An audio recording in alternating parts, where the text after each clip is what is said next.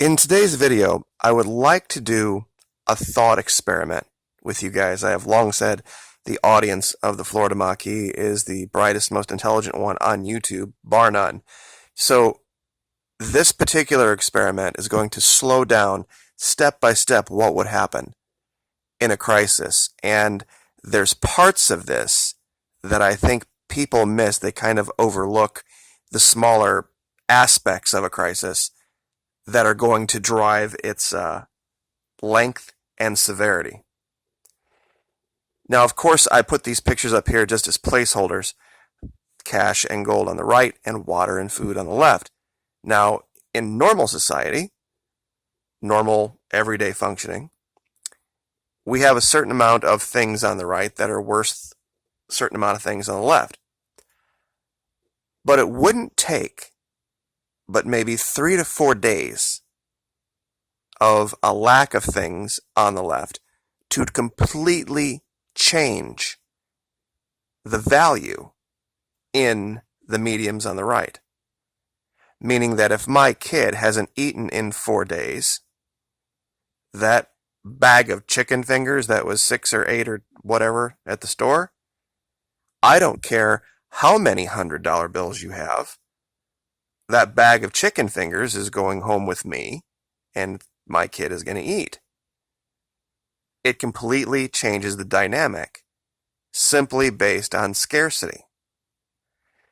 Now, I think the step in the scenario that people miss is that the availability is not something that's just going to magically appear. See, when these things run out, my allegation is this: there's going to be a hiccup not in the supply, but the supply chain. And what I mean by that is that everything moves by truck. Everything moves by truck. And those trucks are driven by human beings. And those guys know what's in their trucks. So if we went, let's say, 3 or 4 days, some kind of a problem, a power hiccup, a government hiccup, a crash in the dollar or whatever, or there was an issue even with the insurance for the trucks or the supply of fuel. Once these trucks started to roll again, this wouldn't be a secret. And believe me, those with the most money, when those trucks rolled up, they would be contacting those store managers. They're not going to sit outside with the Black Friday folks waiting to go in and stand in line and buy their stuff.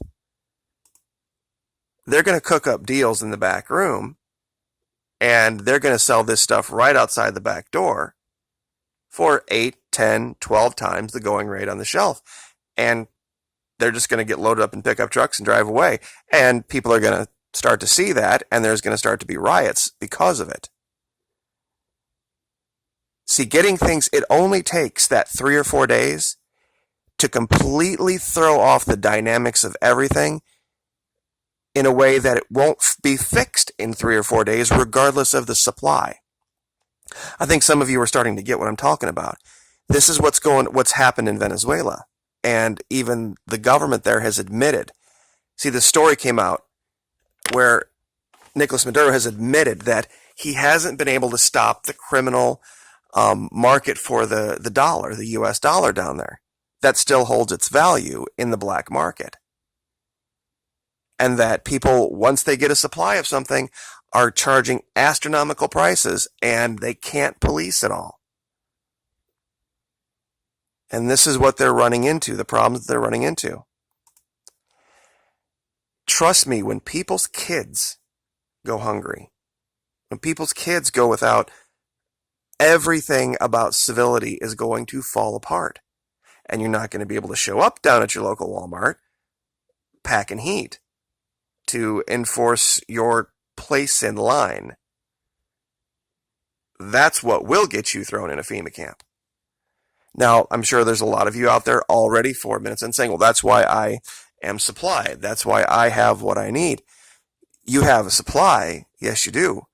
But there's going to be a point when that 3 or 4 day hiccup isn't going to get fixed in 3 or 4 months. unless the government steps in heavy-handed, literally has troops at every single Walmart, every single Target, every single grocery store, enforcing those prices. Because to catch up with demand, sometimes they can't do it now. Maintain supply and demand. And everybody knows what that is that when demand goes up, the price rises to try to push demand back over on the other side of the teeter-totter here. But that's not going to happen because that hiccup in supply is going to affect people mentally, emotionally. So when they see a supply of something, instead of just going to the store and buying the 1 or 2 bags of chicken fingers, they're going to go buy 3 or 4 cases of it. The first person in line. And then 1 or 2 of those people go through and that's it. People are going to be livid. And of course, somebody's going to get the idea to try to sell them on the black market. And then you're going to, of course, have to have the government step in and try to stop that. Which then, of course, will lead to all of the articles about, oh, this is horrible socialism. It's, and this is how this gets started. But the impetus, the seed, is just the supply hiccup, it's the delivery of it. The delivery of the goods is going to be the problem. And we always know there is people out there, certain groups, that are ready to take advantage of crises, I guess I should say. And you mark my words, this is going to cause this little bit of bread right here. If you've gone 3 or 4 or 5 days without eating, this is going to cause a riot. People are going to get shot. People are going to get killed. And it won't have anything to do with a lack of bread. It'll have to do with the lack of the ability to deliver the bread in a timely way that catches everything up. This is what the government's going to step in and attempt to alleviate. And this is what I think is going to happen the more I look at this. Watching this situation in Venezuela. Let me click on this real quick, just to show you the article and what he's saying. Because this was the problem there. They don't have a problem with food now. They have a problem with black markets now. They have a problem with they have enough supplies for their people. But as soon as they get the supplies there, these black marketeers, these profiteers, go in, buy up the entire supplies, and then try to sell them backdoor on the street for astronomical prices. And that's what continually causes this hyperinflation down there, is they're still using, criminally, the dollar. And he even admitted this, which is an amazing thing for a president. The Venezuelan president conceded that his government has failed to deter what he termed the criminal dollar black market, which Maduro singled out as the main factor driving hyperinflation. And that'll happen here. Nevertheless, he stressed that the new economic measures had managed to slow down hyperinflation and that 2019 would bring more stability. That's why they've had to convert to cryptocurrencies.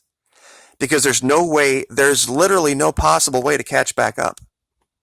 Because of the fear that gets introduced and they had a hiccup that went on for a year. And here in America, all it would take was 3 or 4 days. Look what people do here just to get a deal on TVs. These trucks don't roll for 3 or 4 days or a week or 2 weeks. It's over.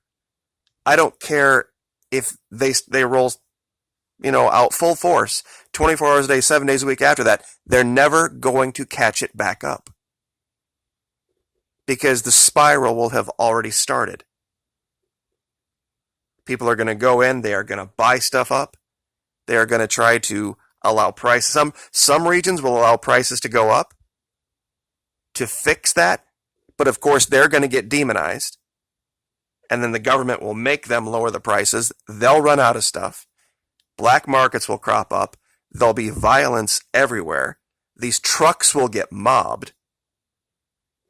Some of these drivers, if they're smart, will just abandon their trucks.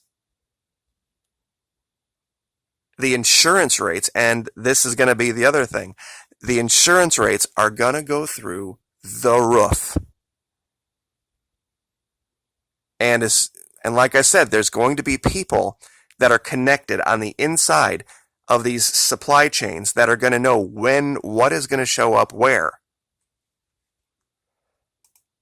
And like I said, it doesn't matter if you haven't eaten for 3 days or 4 days or 5 days, or if all you've had was soup or something out of or government cheese. Trust me, all of a sudden that, entire chicken or those bottles of water, those things that you had when things were normal, all of a sudden those greenbacks are worth a hell of a lot less, comparatively speaking. Starving men don't value. You can't eat gold. You can't eat paper. You can't eat cryptocurrency. And there are people out there that are waiting for this to take advantage of it. And Venezuela is a good teaching lesson, not in socialism, but in what happens when you have hyper-capitalism, when you have this idea of simple supply and demand driving the prices of things. All you need is a tiny hiccup, and it goes to hell in a heartbeat. So, anyway, we will get back to Antarctica tomorrow, but I just wanted to put out this seed for discussion. If there's something I've missed, please let me know down in the comments. But when we see how people behave around the holidays, and that's another reason I did it right now, when they're just buying presents, how do you think they're going to behave when something like this happens? It's going to be riot central. And like I said, if you have stored up and you've stocked up and you don't have to go to the store for a week or 2 weeks or 3 weeks, you're going to miss a lot of that. But at some point, it's going to bleed out and affect you. Unless you're planning on just holing up, locking the doors, and not having anything to do with society for 6 to 8 months. Because there's really no good way to catch it back up. Because the prices will still be high. People will still want to buy 10 times more than what they need. And that's the key right there. People will want to buy 10 times more than what they need because they are afraid that there's not going to be a supply in the future. It's a faith issue. Faith in government, faith in the system is going to completely collapse. And until you can restore that, which won't be easy, nothing fixes anything. So we'll leave it there. Like, share, subscribe.